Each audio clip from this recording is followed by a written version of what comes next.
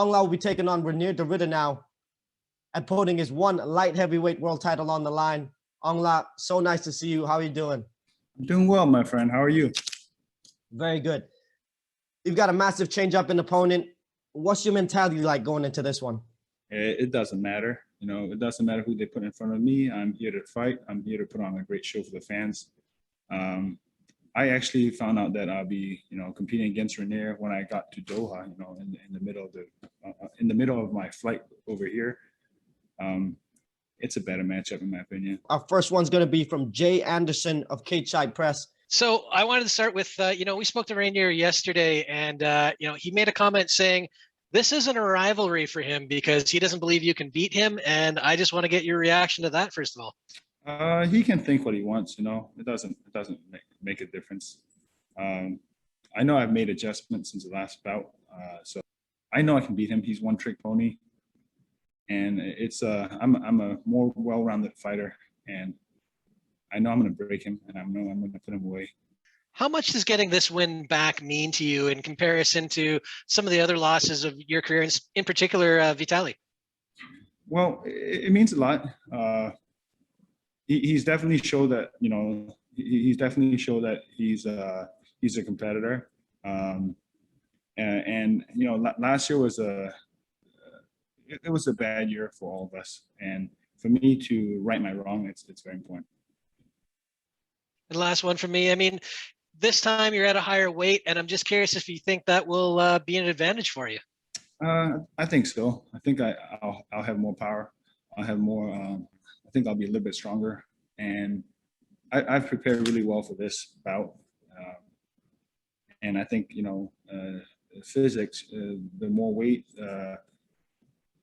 the person with the more weight is going to be a little bit stronger. So I think I'll have a weight advantage on him. Our next question goes to Jason Burgos of mixedmartialarts.com. Hey there, Aung. So first question is there like an added pressure for this? Losing to him a second time, if he took your both of your titles, would be tough for any top athlete like yourself to deal with. That fact, along with everything going on back home in Myanmar, are those some of the major reasons you sought out recently a sports therapist before this fight to deal with the pressure of not losing to this guy again? Yeah, I didn't even know I was going to compete against him. I flew out from the state thinking that I'll be fighting Big Dash, and then in transit, we had a change of opponents.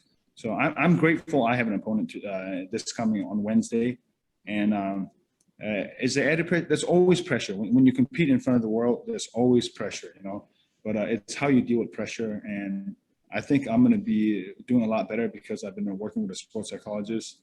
And then, the thing that's going on in Myanmar, it hasn't gotten any better.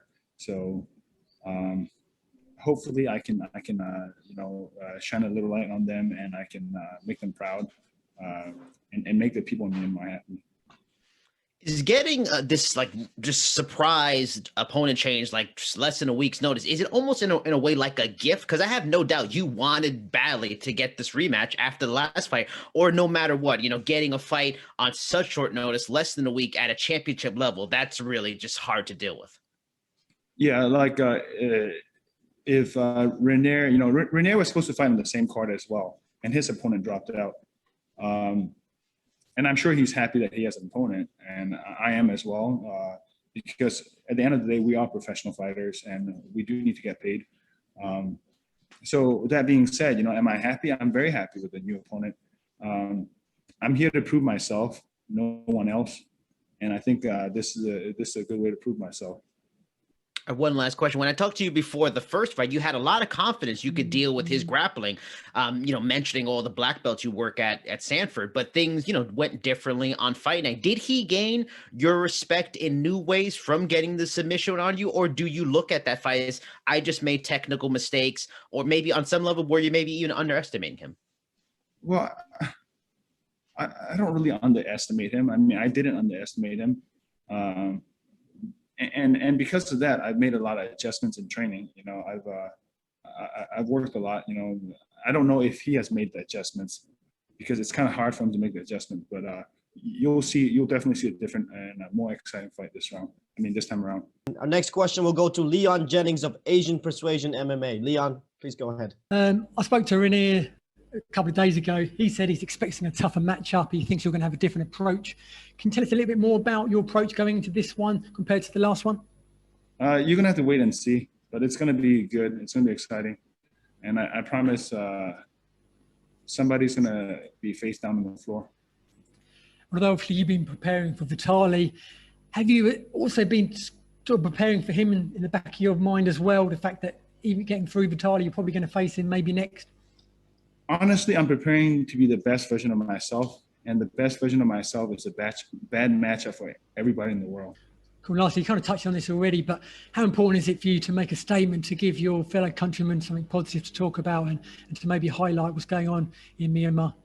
Yeah, it's very important right now with what's going on. It's really dark times. Like it's hard for me to explain right now, but read it in the news and you'll understand. Like we're going back in the dark ages, and I don't want to dwell too much into it because I'm not a politician myself. But read up on it, and you'll see what's going on in Myanmar. And I want to somehow make them feel that they're not alone, and that I'm thinking of them, and my performance would somehow make them a little bit happier with what's going on right now. Next question goes to Nick Atkin of South China Morning Post. Yeah, I just wanted to get your thoughts on, did it ever cross your mind, wait, I should possibly not take this fight, it's short notice and I want to prepare more for Renier, or did that not enter your mind? No, of course not. I signed the contract as soon as it got there. Within as soon as I saw it, I signed it. Do you prefer this fight? Is it, you kind of smiling there? Was this something you wanted to do more than fight Vitali in the trilogy? Yeah, I mean, both fights are exciting. Both matchups are exciting. I want to compete with. I want to compete and give the fans great fights for however many years I'm going to have my career. This is I know I'm getting in my prime, and I'm getting in the best version of myself, and I want to give the fans exciting fights, and both of them will come and put on an exciting matchup. So I'm just excited. Yeah, he seems very confident again, and he says he thinks there's nothing you could do to stop the same result. Do you think he's being overconfident there, and you think you're prepared to make it go a different way? Yeah, I mean, you can't say there's nothing I can't do. I can break his face. Yeah, that's true. Just lastly from me, would you also like to do this fight with Big Dash down the line again? Sure, if he's able to. I hope he recovers, from the coronavirus and he's healthy again. Then we'll make for a good matchup as well. Next question goes to Sergio Pinero of Fighter Path. Sergio, you're up. You faced three undefeated fighters in your one FC career. Is there extra satisfaction getting it done against someone who has that O next to their name? Yeah, definitely. It really brings out who they are as a mixed martial artist and a fighter. Some people, when they lose their O, they break and they go down. So it's good. It's you're O for a reason. You're O because maybe you haven't fought the.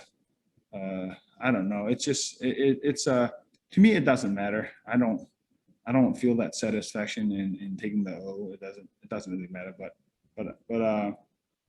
it doesn't make a difference to me. And then one last one for me here. Some of the greatest rivalries in MMA end up going on to become trilogies. Obviously, there are 2 belts across 2 weight classes between the 2 of you. Do you feel like you guys could go beyond that and maybe fight 4 or 5 several times, defending one another's belts? Well, every time I do a rematch, I always try to put an emphasis, and I always try to make it known that they second guess signing the dotted line. So after this fight, I plan on doing the same, make him second guess signing that dotted line. Our next question is from BBC Burmese. BBC Burmese, please go ahead. You can imagine that Myanmar people will be eagerly expecting and waiting for your Trump as some positive news in these dark times. they desperately need under this current situation? Does it make to you strange or pressure? Well, initially it was a lot of pressure, especially with what's going on and what people were saying. But I'm trying to use it as a strength, and I'm trying to give them some positivity during this dark times. And for me, it's I just want to be a positive light for them. Last minute change an opponent. Does it affect to your game plan and strategy? If I'm trying to be the best in the world, if I'm truly trying to be the best in the world, it doesn't matter who I fight against. It doesn't matter who I compete against. I should be a bad matchup for anybody in the world, so it doesn't matter. For the exact game plan and strategies, because how confident are you in now to fight against someone who capture the middleweight title from you with first round submission? How confident I am? I'm confident in my training. I'm confident in my team. I'm confident that they prepared me well. I don't have a doubt that I can finish him, and I don't have a doubt that I can put on a great performance against him. Our next question will go to Jack Gottsell of Tarpsoft Sports. Jack. Already having an immediate rematch under your belt versus Big Dash, does that experience help you in a fight versus Ritter, where it's also another immediate rematch? They're two different fighters, so not really. But that being said, we prepare in every aspect, and after my last bout, I've been working a lot on my deficit, so it should make for a good, exciting matchup. And I like that Renier is very confident, saying that he's gonna take everything from me. So I like that, and that should make for a good matchup. Thank you. And do you believe the short notice will affect your ability to game plan enough to overcome Ritter this time around, or is that something you knew would happen one day? This rematch. I knew it was gonna happen. This rematch was gonna happen, but I thought I was going to get through, a few more people, but it's okay. It doesn't, like I said, earlier, at Sanford MMA, we train to be the best. We train, all aspects of MMA. We train to be a bad matchup for everyone. So we got great trainers. We got great teammates. So I'm just excited that I get a chance to redeem myself from last year. Next question will be from Christian De Santiago of MMA Island. Gotcha. I know you're fishing for a big win this week, but with the American primetime, a lot of your American fans and friends are going to be able to watch this at a good time. So, there's a lot of casual fans that are now able to watch this event with it not being so late. So, what message do you want to send to the American audience? I'm going to put on a great show. It's going to be exciting. The whole card's going to be exciting. But don't blink. This one's going to end with a bang. Next question goes to Faris of Singapore Strike Sports. Faris, please go ahead. Follow up to the previous question that you be live on TNT and some of the fans might not know who you are. What you like to say to the fans and describe in a sentence who you are and what makes you the best fighter in the division? Fans, there's not much to say. I'm gonna do let my hands do the talking. I'm gonna let my fists do the talking. But you guys are in for a treat. U.S. primetime. If you've never seen one championship, you're in for a big treat. You'll be fighting in the morning. Does that affect you in any way?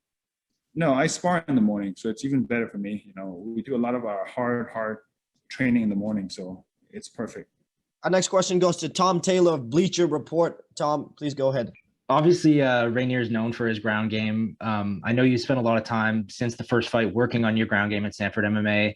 Are there any guys in particular that have been really valuable training partners as you get ready for this rematch? I would say, Gilbert's been there helping us out. We have, Brendan Allen, who just competed, a couple days ago in the UFC. That was there. We have a lot of great jiu-jitsu guys. Wagner Rocha has been helping me out a lot. I've been doing a lot of just straight jiu-jitsu rolls at his gym.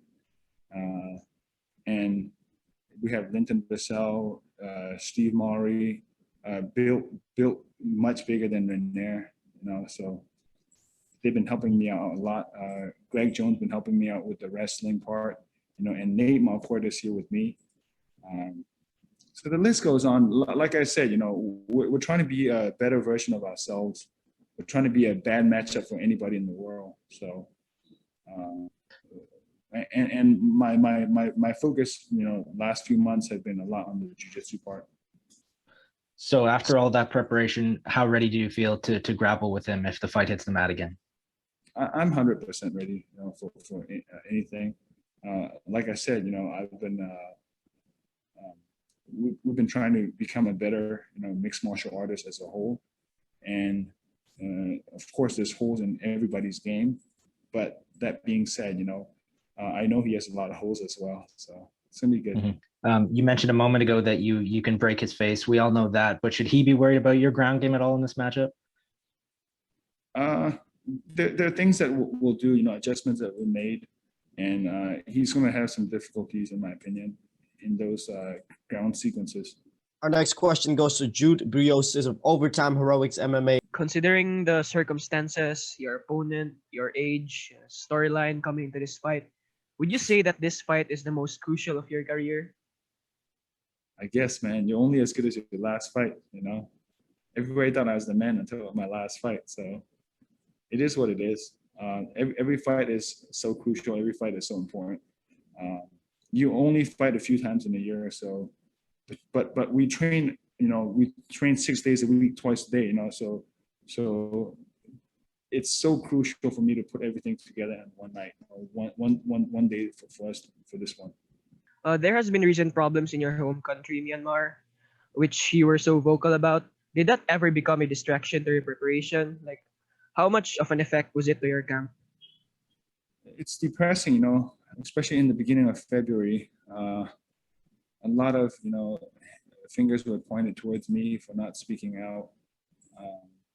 And it's not that I didn't want to speak out. It was just hard time for me. And it still is, the situation isn't better. Not the world is not doing anything about it. The United Nations not doing anything about it.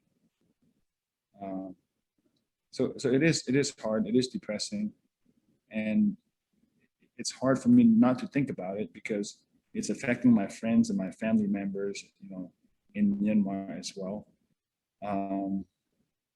With that being said, I would allocate time to it during the day and then focus on what I had to do, the task at hand, which is get ready for this big competition.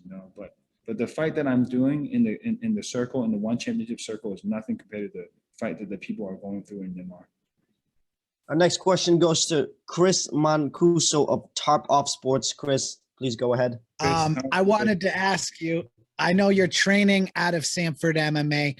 Has it meant a lot to get, you're going to have a couple appearances on TNT for, blasting the one championship into the United States and into North America? I mean, to be a part of that must feel pretty cool. Yeah, it's about time, huh? It's about time we have some show in prime time. Of course, it's super cool. This year would be, I would have spent half of my life, in the United States. My in-laws, my friends, the local American audience will know, me a little bit better, will be able to watch my work. So it is very important for me. And lastly, I wanted to ask you, Kamaru Usman leaves the gym. You're the champ at the gym now. Have you felt any added leadership pressure or anything like that around the Sanford MMA gym? I mean, you're going to be someone that the rest of the guys lean on heavily as well in between these fights. Man, the bond in the Sanford MMA is so tight, man. We have a tight-knit bond. We have a great group of men that work together and build each other up. So not so much leadership because everybody's there. You have the veterans like Vitor, Robbie, Nate. Man, I could keep going on. And our trainers like Henry Hoof, Greg Jones, Kami, Corey Peacock. Like these guys are amazing, man. We keep each other accountable. We have really close, tight-knit group of guys that work hard, train hard, and at the same time, we're positive energy to each other, So it's there's no added pressure at all, with Kamaru leaving. Kamaru, left on his terms, and he's doing well, and we're happy for him, no one is like angry that he left. No one's, unhappy that, he's gone. We're happy for him. He choose to go his own way, and that's fine. We had great times together, so we'll cherish those moments. And as for me, there's no added pressure. The Sanford group is an amazing group of guys. The next one's going to go to Dylan Bowker of My MMA News. Dylan, please go ahead. I'm doing well, thanks. I was just curious because I was, talking to Rory McDonald about, his adaptation with having to do an opponent switch short notice on his own right, a Sanford MMA teammate there. I'm kind of curious what facets of the Sanford MMA gym culture breed that confidence to make rapid adjustments like that. Like every day we train mixed martial arts, so the change in opponent doesn't really affect us. You can just go down the list of guys in our gym and you'll see guys that are really strong in their striking, guys that are really strong in their jiu-jitsu, guys that are really strong in their wrestling. And we train with each and every one of them every day, So for us to make the adjustment, it's not hard. We don't train like we don't bring in a kickboxer when we fight a kickboxer. We don't bring in somebody, out of our camp to fight a body type or a style type, So like Rory is one of the best mixed martial artists as far as the transition go. When he mixes up his striking, his wrestling, and his jiu-jitsu, he's a problem for anybody. So as far as the adjustments go, it doesn't matter. We have great guys in our team, and the energy is amazing. So it doesn't matter who we fight. Like I said, at my peak, at my prime, I'm going to be a bad matchup for anyone. At either middleweight or light heavyweight. Man, I'm kind of curious if you get the ideal outcome here. This is a bit of a hypothetical, but would you have preference between maybe say a DeRitter trilogy for the middleweight belt, or would a Big Dash trilogy take preference, kind of just closing the book on that saga? Well, it doesn't matter. I'm going to compete, 2 or 3 more times this year. So I want everybody.